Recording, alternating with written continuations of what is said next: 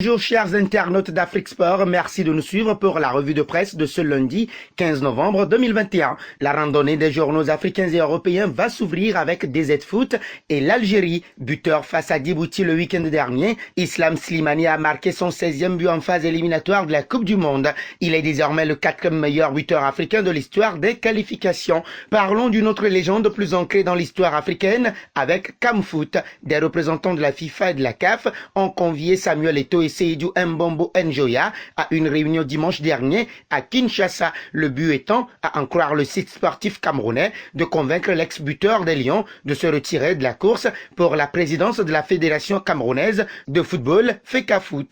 Retour sur les éliminatoires de la Coupe du Monde Qatar 2022, zone Afrique. Après le Sénégal et le Maroc le mois dernier, le Mali jeudi et l'Égypte vendredi, la journée de dimanche a permis de connaître deux nouvelles sélections qualifiées pour les barrages des éliminatoires de la Coupe du Monde 2022 en zone Afrique. Il s'agit de la RD Congo 2-0 contre le Bénin et le Ghana 1-0 face à l'Afrique du Sud.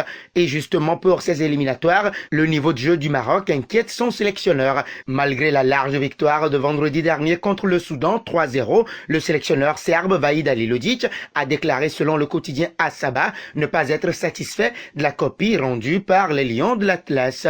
Mettons le cap sur l'Italie avec Corriere dello Sport.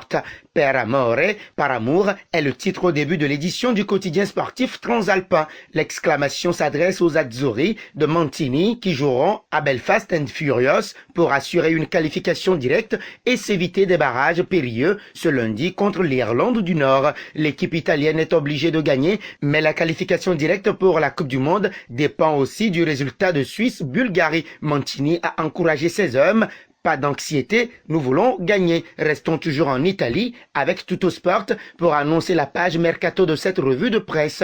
La couverture du journal sportif de Turin s'ouvre sur de nombreux sujets, notamment les nouvelles liées à la Juventus au marché turinois et du Napoli. Laisser partir Cristiano Ronaldo n'a pas été une décision facile à prendre pour la Juventus, mais l'une des justifications était que cela améliorerait les chances de voir Paolo Dybala lié à un nouveau contrat. Cette année a également été dorée pour le Napoli et l'Italien Lorenzo Insigne. Débarquons au Portugal avec Abola. Dans les ultimes instants du choc entre le Portugal et la Serbie, le buteur serbe Mitrovic a offert la qualification pour la prochaine Coupe du Monde aux siens, obligeant les Portugais à passer par les barrages. Impuissant, Cristiano Ronaldo a assisté à cela sans réussir à faire basculer la rencontre dans le sens de son équipe. À l'issue de cette défaite, le quintuple Ballon d'Or s'est rapidement exprimé sur les réseaux sociaux. C'est pour le Portugal et les Portugais que nous voulons être présents une fois de plus à la Coupe du Monde.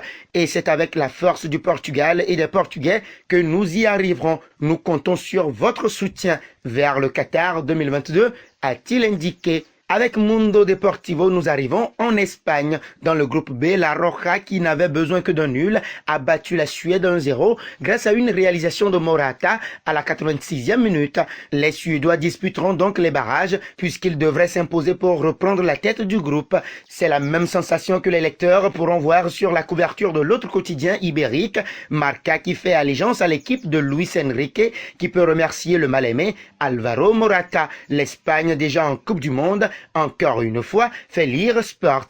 Il s'agit de sa 12e qualification consécutive pour une phase finale. Parlons à présent pour terminer du football féminin avec l'équipe.